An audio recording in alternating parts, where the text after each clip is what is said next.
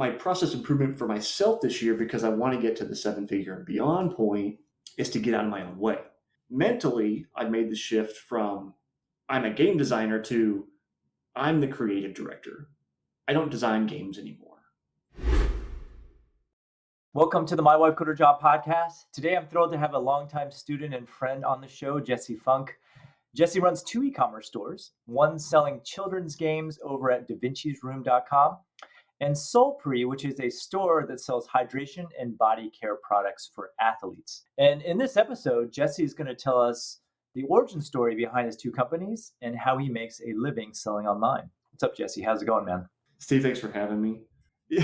Yeah, long time student friend. I don't know. I've been hanging around a long time. I don't know exactly when. I can tell you how much your course cost when I picked it up, but I don't know if you want me to say that at this point. I think you joined like 8 years ago. I want to say 7 or 8 years ago. So I've been doing this full time. I think 8 years now. Yeah. With no other source of income, and I started kind of my entrepreneurial journey. It depends on how you want to look at it. You can either say I was a child, or you can say I was like 19, 20. I say that because 2 stories from when I was a kid. One, I don't know if they do those like silly fundraisers, when They still do that. Oh yeah. Yeah. I mean, I'm sure your kids have done. Yeah. But just like, so I grew up in kind of I'll say like lower middle class neighborhood. We weren't like struggling, but we didn't have tons of stuff. I was always taken care of. We had food. My parents did well by me. But there was what I would say the rich neighborhood next to us. And so a friend of mine and I decided we were going to do this fundraiser, and we wanted to win whatever silly prize. They give the kids whatever it is, sunglasses or whatever silly thing. And so we're elementary school kids, so maybe 3rd grade, and we decided we're going to go by ourselves and take our magazines and sell whatever gift wrap paper or whatever it is the fundraiser is in the quote unquote rich neighborhood. And my parents were coming back from somewhere and saw us out, and I was in so much trouble for being unsupervised, walking around trying to like sell stuff to neighbors. And then my mom told me a story I don't even recall about when I was a kid. I guess I made some drawings, and then I was trying to like go to the neighbors and like sell my drawings and get them to buy them. So I guess I've always had some kind of it's in your blood. Yeah, I mean, in another kid story I remember, there was like a mock city thing we did in 2nd or 3rd grade where it was trying to teach kids about the economy. And so as a class, you decided on like, this is our currency. Ours were puck bucks because they were hockey themed for some reason. And so we made paper currency. Everybody got, the same amount of money to start. And then each kid would have a different shop. You got to decide what that shop would be. Maybe you would make handmade stuff, whatever. My mom hooked me up with the good stuff. I got to sell candy, so everybody wanted to buy stuff from me, but I didn't care about buying anything from anybody else. So at the end, I had like the most puck bucks of everybody because I was like, I mean, I got the candy, that's what I want, and I got all the puck bucks, and that's what I wanted. So like, it was just kind of an early like delayed gratification situation where the teacher was like, okay, you guys have all these puck bucks left, and she had like an auction, so I could just bid up on everything like a rich little kid with my fake money on whatever it was she had for auction. So Nice. So I guess I began early, but as far as these particular businesses, they kind of came after I had tried a number of things. It depends on how you want to look at it in terms of what a try is, so to speak. Some things I probably gave up on too early. Some things I probably gave up on at the right time. But somewhere between 6 to a dozen different attempts at like product tries or business. Some things I made a couple $1,000. Some things made absolutely nothing. Some things never even got launched. But the game business started actually in adult party games when Cards Against Humanity was huge, and there was nothing else out. So there was this just massive demand and a huge vacuum of space where there were not a lot of other options. So I had launched a game called Awkward Turtle at the time. It's kind of a play on taboo. It's like a word guessing game, and it's not like outright dirty. It's like how people don't like the word moist. That's Hence true. I hate that awkward. word. Yeah. Right. Yeah. So it's stuff. It's words like that, Yeah. and so I kind of launched. I didn't originally intend to be like my business is on Amazon. I just was like, well, Cards Against Humanity is on Amazon, so I'll put this on Amazon. And then it took off because it was in this big vacuum, and I made Can we talk? Let's back up. So this yeah first yeah turtle, how do you come up with it? Like I wouldn't be able to come up with a game. yeah. Are you just a creative person that Oh yeah, that? no. Okay. This is why me and Amanda get along well. So Amanda Wittenborn, that's Yep. episode 269 from Steve's podcast. If anybody wants to listen to her episode, that's why Amanda and I get along so well. So we're both kind of creatives. I did a lot of art stuff in high school. I play the violin. I write music. So yeah, I kind of combined the creative and analytical things together. Mm-hmm. So I always like to say I am putting my undergrad degree to work. I double majored in math and psychology, and everybody was like, "What are you Interesting. gonna do with that?" And my like senior thesis was on Texas Hold'em poker theory, so I wrote like a 50-page paper on that. So I guess I'd blow my spot up if I had to play poker with you guys anytime. But no, so I'm always like taking kind of disparate ideas and bringing them together. So it's like a game is, I mean, a game in many ways is just like building a logical system, but then on the back end, it's fun. Like, and then you have to go like, where does fun come from? And I've got some behind me. I've got some like analytical books that talk about what is fun and like where does fun come from. And one of the things like that is fun is a challenge, something that can't be too easy but not too hard. Like it has to hit this right Yeah. level of difficulty, and that's how you have like age grades for games, and you have to like figure out, okay, at this age, in this case, we're talking about that original game for adults, it can't be too difficult to guess the word, but it can't be too easy either. Because if you just breeze through it, then you're like, well, that sucked. But if it's too hard, then you're like, I can't guess any of these. It still sucks. So you have to hit that sweet spot of, okay, that I didn't get this one, but I got the next one, and like, it's like an achievable challenge, and that's a type of fun. So walk me through the process. So you develop the game. Like how long do you have to play test it before you even launch it, or do you just launch it and see how it does? Yeah, that's assuming that I playtest. I don't playtest. No, so I mean, I do need to do more playtesting. I've never really had a great formal playtest group. So I've used my family, I've used friends. One of the local board game bars here in Kansas City has always wanted me to come out, but I'm like, especially the games I make now, they're for children. Like they're not really the typical hobby shop, like kind of games that would make sense in that setting. So I go through it and just kind of, because most of them are so relatively simple, I just debug myself for the most part and then launch it. Sometimes it ends up well. Sometimes that means I fall on my face. But then I learn kind of things along the way. Like one of the things that went wrong with Awkward Turtle, that very first one, is it basically has no replay value unless you've forgotten the words. Because once you know the words in the deck, Yeah. then so I did well because there was such a vacuum. But if I was to do it, like launch it again today, I think it would fall flat because I need a much bigger deck of cards to be competitive. Margins would be thinner. I just don't know that it would work in this environment because there's so much competition in that space now. So it was kind of like right place, right time, and a little bit unnerving in that. So I went from like the year prior to launching that, I think my W-2 or whatever, I guess I was like doing the Craigslist hustle, buying electronics and refurbishing them and selling them and stuff. I think I made $15,000, $18,000 or something in profit that year.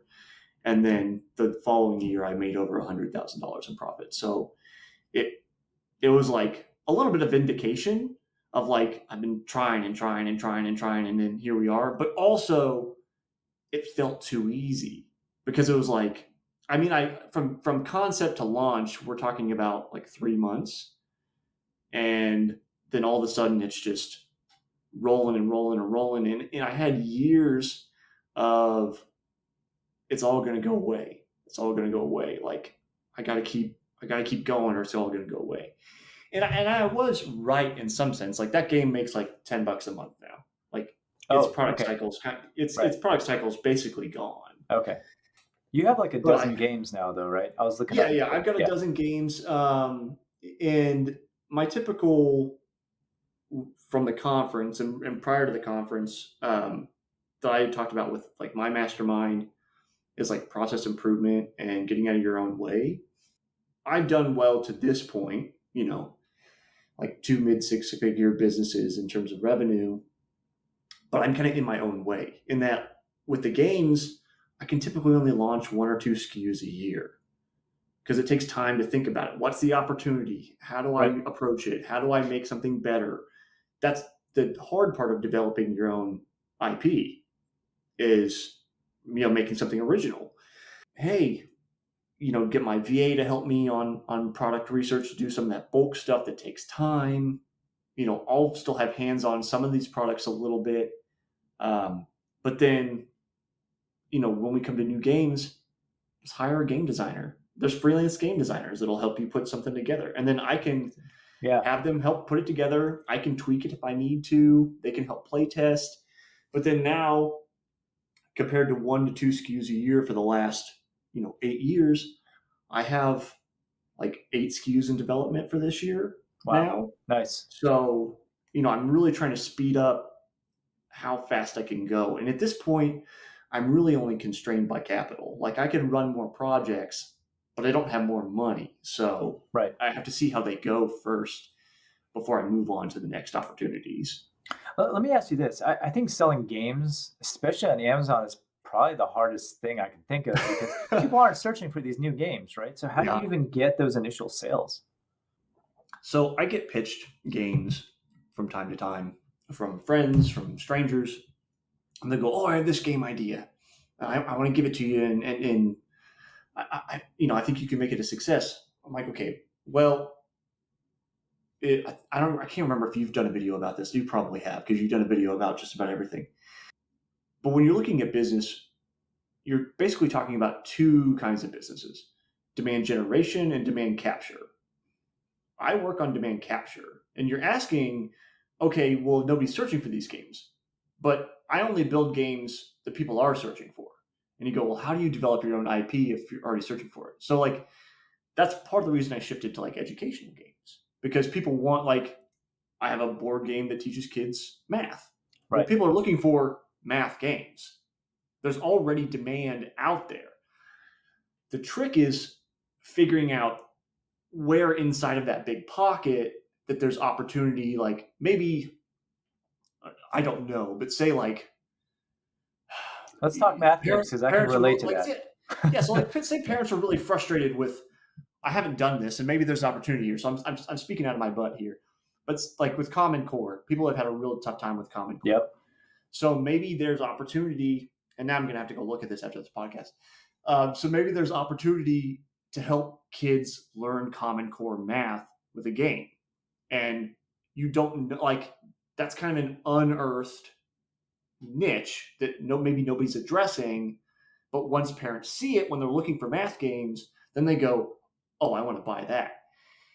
And then consequently, the Amazon algorithm kind of takes over when they go, "Oh, this is performing much better for this audience type." Right. They'll start to shove it out to like outlier keywords and figure it out. And then you'll like over time, if you've done your branding properly for the game, people will start to search volume for that specific game as well. Sure. Hey, just a quick heads up.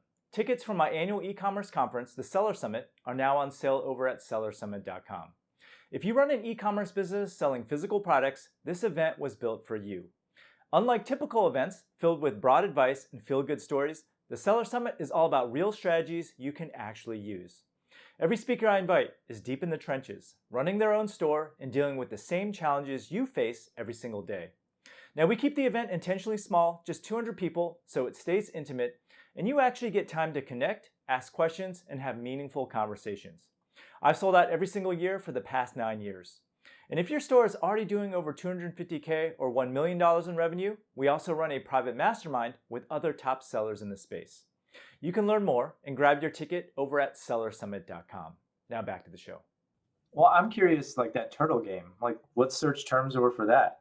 Were you bidding on like Taboo or? Yeah, I think I was bidding on Cards Against Humanity at the time because there was Oh, nothing else. So it was like on the search volume, people would look for Cards Against Humanity, and then the search page, like I was like result within the top 10 results for Cards Against Humanity because there was nothing else. So there's just this ah, massive volume. Plus, because I called it Awkward Turtle, and at the time that was a much bigger cultural reference, it kind of got some of that as well. okay, I get it. Okay, so those initial, you're not doing adult games anymore, are you? Or I mean, so I have like some products aimed at adults, but they're not adult party games. right, because those like today, you just said there's just so much competition that you Yeah, couldn't I would. piggyback on a Cards Yeah, Against I mean, Humanity. my biggest successes are always launching into a gap where Okay, I go, here's demand, there's low competition, and then here's a product. Finding those gaps is the difficult part, and I don't know that I have like a perfect formula for doing that. If I did, I would probably be making a lot more money. But that's how I always do the best is go, okay, here's a gap, and then also I'm going to improve this product by five different features or five different aspects as well. do you use any tools outside of the ordinary or? I mean, I was like after the conference, I just started using Data Dive, but Mhm. like I have an OG Jungle Scout account where I paid like $100 back when Greg started, and I Nice, don't pay the monthly. right, nice. um, so like I have that, but I tools wise, I mean, I've got a lifetime access to Uber Suggest to get some of that like trend data Mhm. off of Amazon in terms of trying to figure out, you know, keyword search volume and like is there an idea? I use Google Trends, but a lot of it's like just manual going down rabbit holes of Yeah, these products. Okay, what makes these products unique? Who are they speaking to? What's their audience? What's the sales volume? And then kind of making a I don't know a product cloud for a lack of a better term, and then figuring out again the commonalities, the differentiators, and do I believe there's a gap? So like I'll show you after we get done recording because I don't want to talk about anything new I don't have out yet. yeah, But I've got a product sitting on my desk that I think is it again fits that demand capture side where there are people looking for this kind of product, but the way that I've done it, nobody else has done it this way yet. So I think it's one of those situations where like I told my family it'll either do well or it'll completely fall flat on its face because generally when you see other people doing things and they're selling well you go oh like people want that, clearly they're buying it. But if you launch something that's different you could be launching something nobody wants, right. or you could be launching something people want but they just didn't have yet. Yeah. I mean, I feel like that it's like that with every game, right? So Yeah, we talked about math games earlier. I yeah, actually shop for math games, so I know exactly. So when I used to go on Amazon for these math games, actually social proof played an inordinate amount of weight in what I yeah, actually ended up buying, right? I wanted to, and I actually read all the reviews. In my case, I looked for Asian people leaving reviews too because they're usually more, and then I would get those. So is it about first mover advantage in a lot of cases to get those reviews and build that moat? it seems that way generally, but there have definitely been like competitors come in my spaces and like take a little bit here and there. Despite like some of my best games have in the thousands of reviews now, Wow, and nice. they're kind of hard to move out of the place. But if a theme resonates better with somebody, or like, there's they approach it slightly differently, and that again, so like, my games are kind of set in stone. It's like they have their rules and that's what they are. So like my addition and subtraction game, it's not focused on Common Core. So I'll go back to my example. So if somebody came in and they're like, well, I have addition and subtraction game and it covers all the same topics, but it covers it by using Common Core, well, now that differentiator may be more important than first mover advantage. I also think it's in this is part of the business that I've been trying to figure it out, but because I have zero corporate background, I just don't know. Um, I think you get spillover from off-platform promotion. So be it retail, be it you know ads, whatever it is. I think you get a lot of people searching for products they've seen in someplace else, shops or whatever it is, and I just don't have that avenue figured out yet. Right. Can I ask you what your best-selling game is and why you think it's the best-selling game? So my best-selling game right now is a game called Don't Go Bananas. So it is a game focused on working with kids to identify and understand their emotions instead of being reactive to them. Hmm. I think that's my best-selling game at the moment. In part because I'm a little entrenched. It's been around for a minute, and again, I launched it into a gap. So there was like one competitor at the time, maybe two, and it's specifically focused on a type of therapy called cognitive behavioral therapy. Hmm. And so I use some of the principles, like basic principles of CBT, to build that game. And that's a little difficult in that you want to make it a game, but you also want to like have the parent or teacher or clinician have the ability to work the method. So it's successful in, let's say, the one aspect that it was launched into a gap. I also, because I made a card game, and like the big competitor at the time was like a $60 board game, well, I offered something at a quarter of the price and I could still be profitable.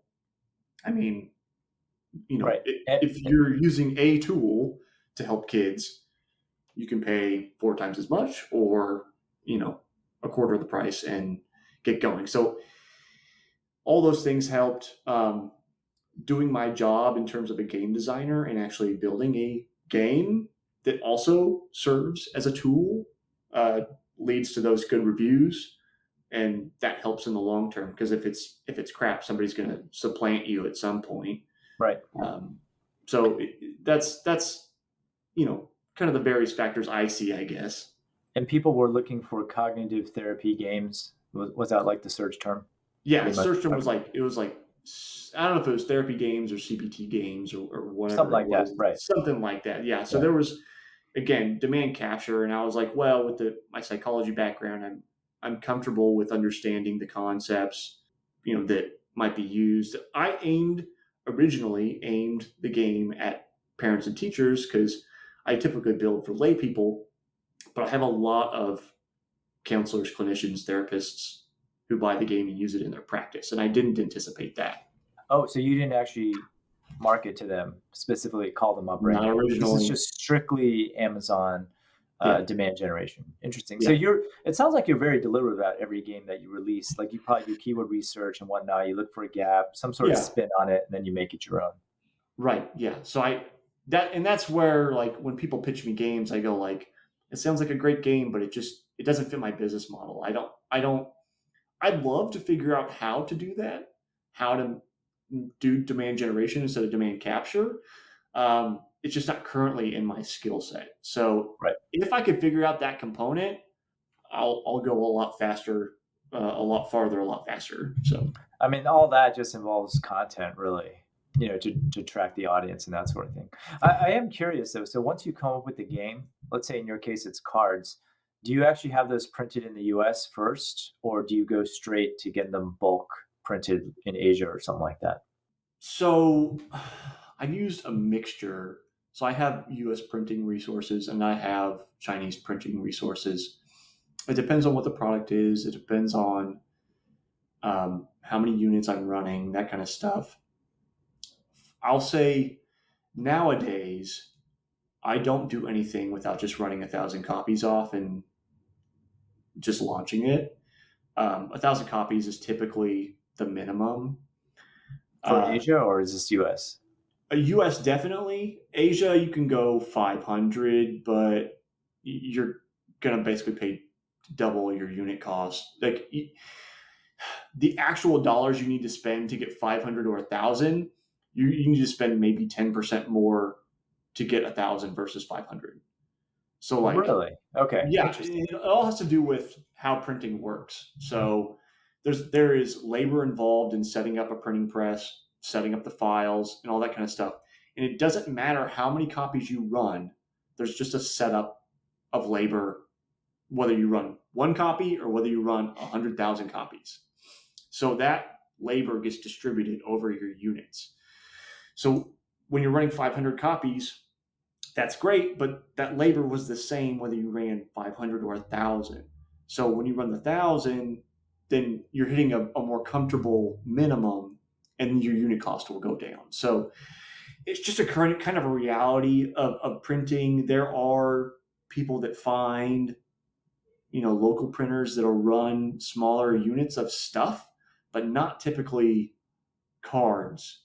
Cards have special card stock that is expensive to buy in the US. It's a specialty item. You're just not usually going to get less than 1,000. You can. I used to do this, and this is what I did with Awkward Turtle when I launched it. I only ordered like 100 copies. I spent like I put $1,000 on a credit card, knowing I had 15 months to pay it off at zero APR, and I ordered like 100 copies just to test it. My unit cost was like, God, I don't even know, $8 or $10 a copy. It was you're never going to make money at that, but you're going to figure out does it sell? And I figured out, okay, it does sell, and I moved on from there. I'm comfortable enough and have enough capital reserve that I go ahead and order the 1,000 now, because then that gives me plenty of margin to uh, run break even or negative on ads to test out and have the units to run through without going, oh, I'm out of stock. It's going to be, weeks or months before I have more stock. Since it's so labor intensive, like you mentioned, doesn't it automatically just make China cheaper then? I'll say yes, with exceptions. I have a new supplier I'm working with that makes that rule absolutely true. But historically, card games would be cheaper in China, and then board games would be cheaper in the US for short runs. So anything less than 10,000 units, um, because of the size and shipping that gets involved. Oh, okay. So the freight is So what tips it over the edge. right. So the Okay. unit cost itself would be lower, but board games take up a lot of space. So then that takes up more volume. Your shipping cost goes up, and then now you're on par with the U.S. printers that print games. So if you are, uh, generally, if you're going to print a board game, you may be better off with the U.S. printer. Like the printer I've used for a long time, um, they're awesome because I can order in the U.S. The lead time is like 8 weeks instead of 12 to 16 weeks. And then they have a storage facility. So I order it, they palletize it, put it in their warehouse, and then they'll move it for me whenever I need it. So I never have to touch it. I don't have to arrange another 3PL. I don't have to do any of that. Interesting. So they are your 3PL. Right. And they charge like $10 a pallet a month. It's lower than 3PL rates for storage. Like, so, and they do that in bit because it's subsidized by their production process. So that's just a competitive advantage that they've built in for themselves. Do they ship out individual units for you too, or no? They'll ship anywhere between one to as many as I have. Ah, that's incredible. Okay. Can you explain to me what the economics of a card game are? I imagine like the values in your IP, right? So the gross margins must be really high. Yeah, yeah. So that's part of the reason you see a lot of people launch card games, because the margins can be very good, but they have a very high failure rate. So because there's so much competition, is your Mm. IP going to resonate with people? All that kind of stuff. So say I'm ordering. It depends on how many cards we're talking about. So like, Let's talk about like a 52 card deck, right? I don't know how many oh cards you. well, I can actually just, if you give me a sec, I know we're alive, but I can. There's actually a card game quote calculator. I can do Okay, this. yeah. I Pull can do that up. this in real time. Okay, cool. So let's do like Cards Against Humanity. So Cards Against Humanity has, I think, 250 cards in their deck. It's a big box. It's more expensive to have those two-piece boxes than to have tuck boxes. I typically try to focus on tuck boxes because of that. That is one complaint I get about my products sometimes, is that they're not in a two-piece box. But I can tell you that a two-piece box will typically add several dollars onto a short run versus a tuck box is in the cents range, like I can see you that. know Yeah. 20 to 50 cents. Okay, so 250 cards. Let's go 1,000 units. Okay, can we calculate? So if I want to do, I think Cards Against Humanity cards are like regular card size, like playing card size, if I remember right. Let's add shipping on here. Is this calculator you're using? Is this Chinese or This is American? for a Chinese Chinese. printer. Oh wow, they have a Yeah. calculator. Nice. Well, it's a U.S. broker that works with a Chinese printer, so it's very friendly. Got it. So I guess free shout out for Print Ninja. I've worked with them for a very long time. They're great people. They've always taken care of me. So I'm using Print Ninja's Nice. card game cool calculator. So which is nice because then you can go out and figure out, okay, I can't afford 250 cards, but I can afford 150 cards. Is that competitive in this space? And like that helps without doing some of the back and forth with your CSR, which can be a pain in the butt for them. They'll never tell you that, but it is. So don't do that. We're looking at almost $9 a deck Wow. for 204,000 units, which actually is better than I anticipated. I was thinking that was kind of high. Well, it's not. It's not for cards. Okay. So like again, it's that the more units you run, the more you can offset that upfront labor cost of setting up the presses. What percentage of that 1,000 of that $9 is set up for 1,000 I units? couldn't tell you. Oh, You don't okay. get that breakdown. So then, like, okay, let's pull. So I'm pulling Cards Against Humanity up on the FBA revenue calculator. Well, here's the way you figured out. Why don't you just put in 1 unit? We'll tell you how much it costs. You have to do at least 500. Oh, you okay? Never mind. I'm gonna guess the setup cost is, so the actual unit cost is like 6.5, and then shipping's $2,200. Okay. That's boat shipping, so it's going to be like 8 weeks.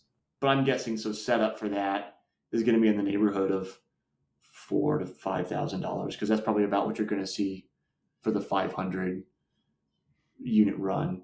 But then you compare that against like, I think Cards Against Humanity is $29 now, but originally it was $25. Plug So it's only a 9. 3x markup. That seems low. Yeah. So here's the trick, Okay. and this is the big pain. So Cards Against Humanity, $25, cost of goods sold $9. I have a net profit margin of $5.81 or 23%. You typically don't make money at 1,000 units. Okay. You typically have to order 3, 4, 5,000 units. So when you are ordering, you're ordering predicated on the idea, I'm going to order more if the test goes well and it has a high enough sales volume. And that's one of the difficulties, is that, so to test a game like Cards Against Humanity, I've got to plop down $9,000, but I'm not even going to make money on that. If I want to make money on it, I got to order 3,000 copies, and I can tell you how much they cost here in a second. But so I won't do the quote again, but it's probably going to be on the order of $18,000 to $20,000 to make that order. Right. Let's say it's 6. Yeah, it's going to be somewhere between $15,000 and $20,000. That's a pretty good range. So you have to be well capitalized, and you have to pick your spots when you launch, because if you don't, well, I just burned $9,000 and I'm not getting it back. Like, it's not selling. I'm not making any money on it. But when it does work, yeah, give me your parameters for working. By the way, like you could sell out that initial 1,000 units in like a year. Is that considered good, or how fast would they have to sell? for me, it depends. I mean, because I basically just piled cash for a while. Like I lived cheap and just piled cash because of that like paranoid it's going to go away thing. I have more capital reserve than I necessarily have projects, at least until this year, that I could get out because my time was my bottleneck. If I made an order and it took 18 months to sell through it, well, it doesn't expire. I'm making money on it. I can't put that money to use anywhere else that it's going to bring more money back. Right. I'm satisfied with that. In an ideal world, I would turn things over 6 months or less. Okay. But I would rather buy a year's worth of inventory, get my unit cost really low, and make more money per unit and then sit on it than turn in 6 months and have a higher unit cost. I would imagine these cards are heavily holiday sales.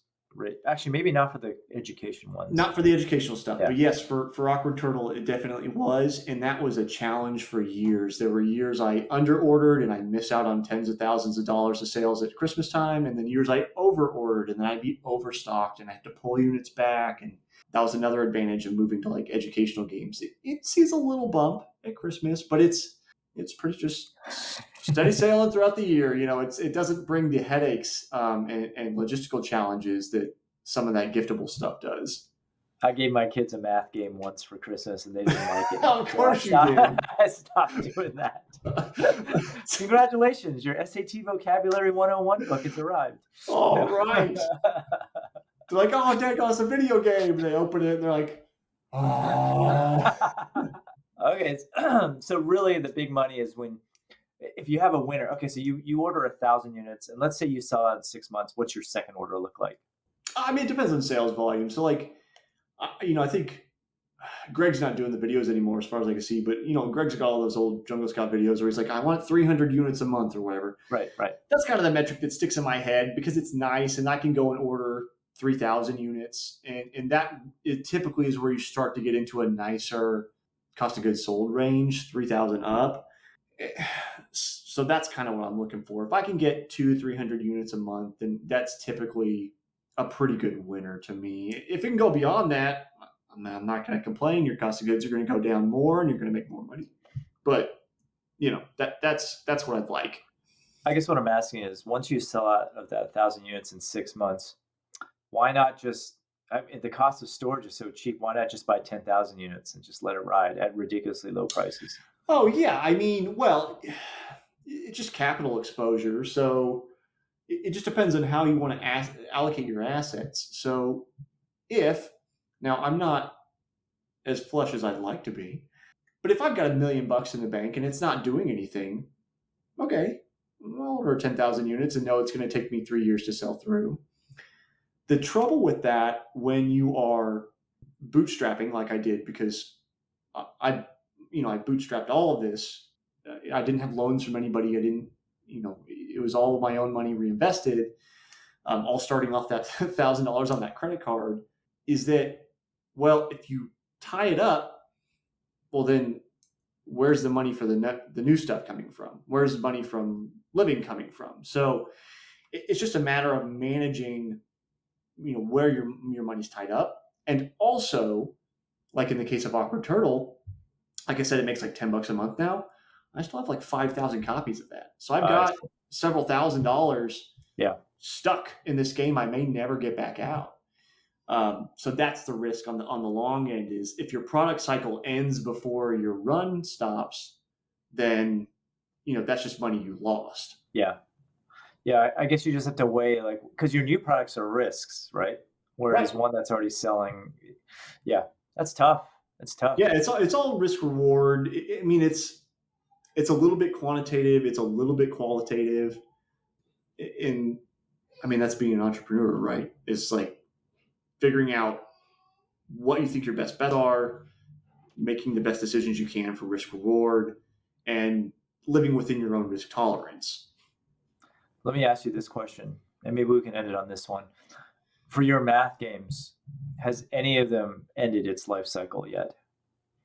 I would think those don't have life cycles.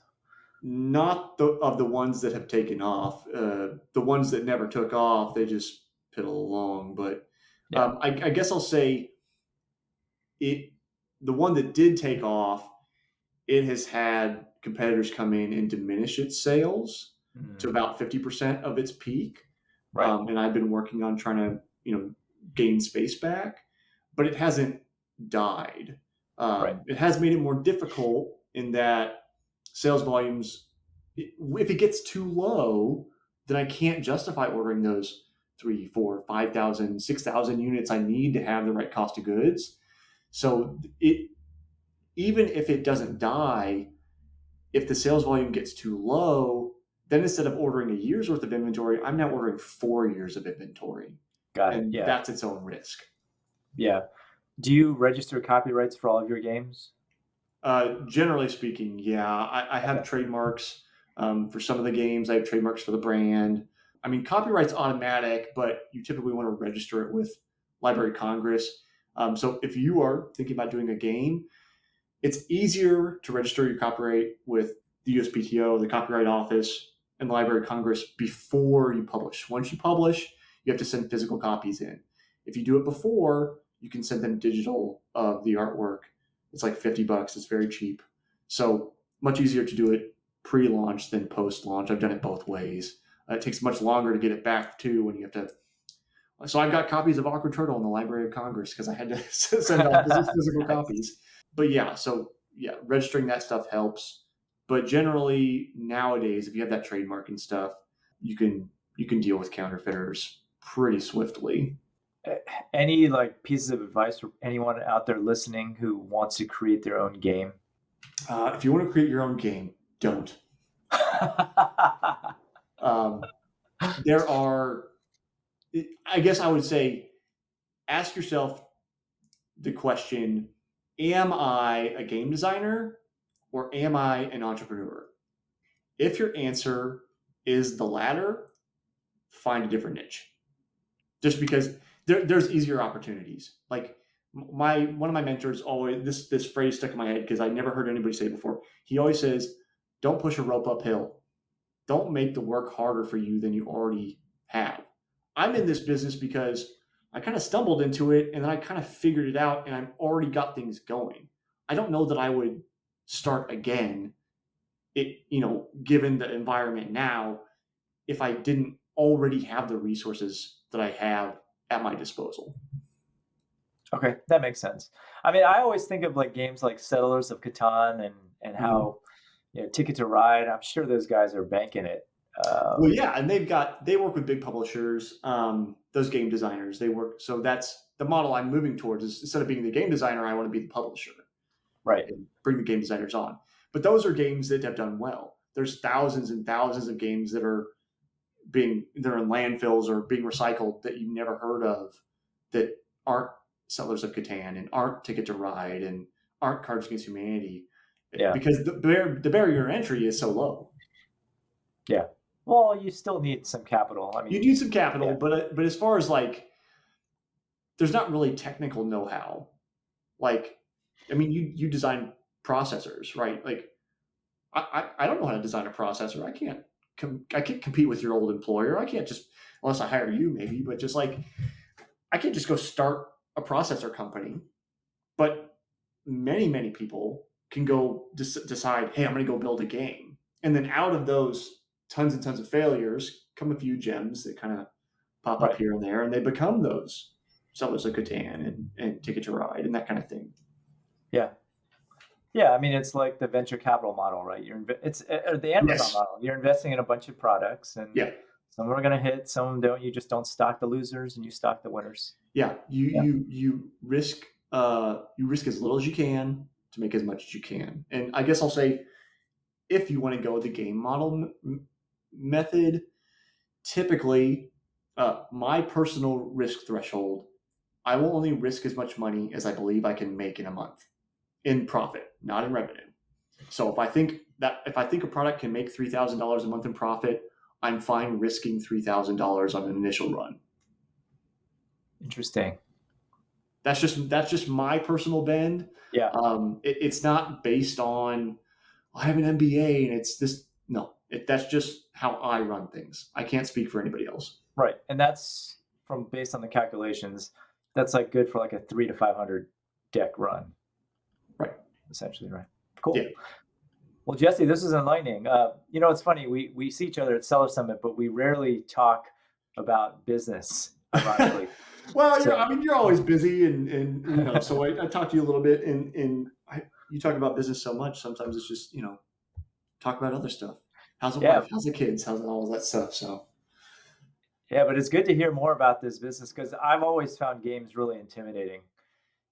And you justified some of those fears today. But on the flip side, if you're creative, it's a piece of IP that you design that people can't really just directly copy you, which makes it attractive on that front. yeah, So yeah. If you can get established, you're in good space. But this the getting established part that's difficult. yeah, cool, Jesse. If everyone wants to check out your games or your other products, where can they find you? Typically, I would say go to the website Davinci's Room, but don't do that. Just go to Amazon and search for Davinci's Room games. I built the website on OpenCart 10 years ago when I had no money, so I haven't changed it since. We're working on a Shopify conversion this year, but the website is basically a big dumpster fire, so it looks terrible at the time being. But yeah, so check them out on Amazon. So Davinci Room games, and it should come up with get you to the storefront and all the products and stuff there. Nice. I will say this, like if you get your website up, like when I buy math games, for example, I buy them all. Yeah, Typically, and I yeah, can be easily cross-sold. And I've got a collection of them downstairs. So yeah. thinking It's like that. It's one of those things where I mean you know this and talk about it. It's just like time and attention. What most return for the least amount of effort, yeah, and where am I going to spend my time? And just the website has been. I mean, it's just not good. I don't do a lot of off Amazon marketing for that particular for the game company. So at least yet, yeah, so it just hasn't been a big priority. We're moving that direction, but historically, it's been Amazon's been working for me, so I just kind of double yep, down on that and yep. let the dumpster fire of a website ride. So Nice. Well, Jesse, and thanks a lot for coming on the show. Appreciate your yeah, time. thanks for having me.